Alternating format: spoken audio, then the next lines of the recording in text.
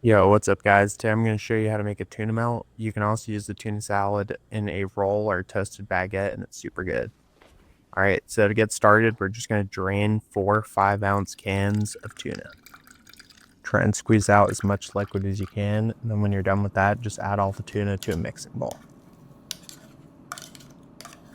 All right, next up, we're just going to cut up the vegetables, and don't worry, it doesn't need to be perfect. It's fine if they're not all the same size. Just going into the tuna salad, so it shouldn't matter too much. And you can do bigger pieces if you want it crunchy. This recipe is to make a decent amount of tuna salad, so you could do like half the recipe or something if you don't want some leftovers. So we just chopped up 2 celery stalks. When we're done with that, we're just gonna chop up half an onion. And again, don't worry, it doesn't need to be perfect at all. Just going into the tuna salad. All right, now we have the onion and the celery. I'm just gonna add it to the mixing bowl, and we're gonna keep it, super classic and just have onion and celery. And then we're just gonna season it with some salt and black pepper to get started.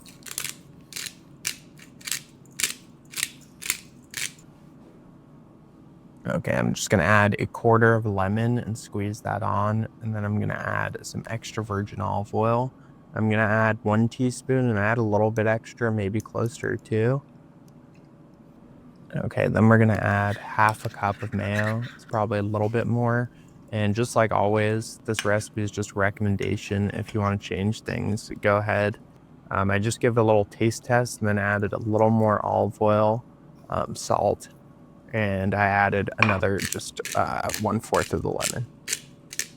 All right, now our tuna salad is looking pretty good. I'm just going to preheat a pan with about 2 teaspoons of butter, and then I'm gonna add just some plain white bread. And begin just lightly toasting it on one side.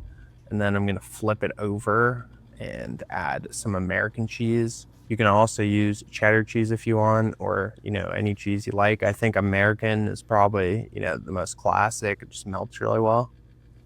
But feel free to use whatever cheese you please. All right, once we have the cheese on, I'm just going to put it in the oven on the broiler setting. And I'm just going to put it under for, about a minute, maybe 2 minutes tops, just to help melt the cheese.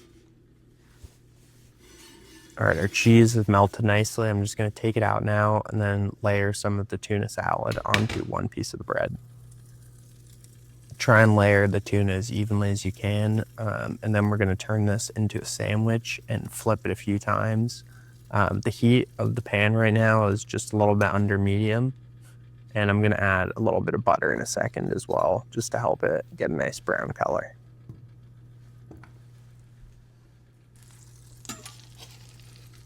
All right, our main goal here is, first of all, we want to make sure the tuna is completely warm through. You don't want to take a bite and have cold tuna. And then you also just want to get a really nice brown color on each side.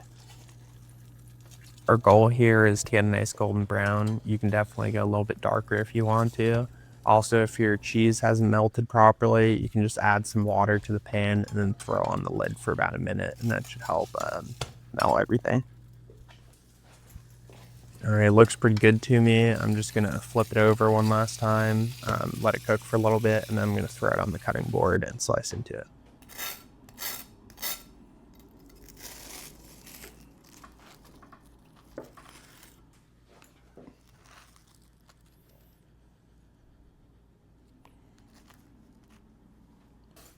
All right, guys, we have the tuna melt. I'm just gonna give it a bit of a taste.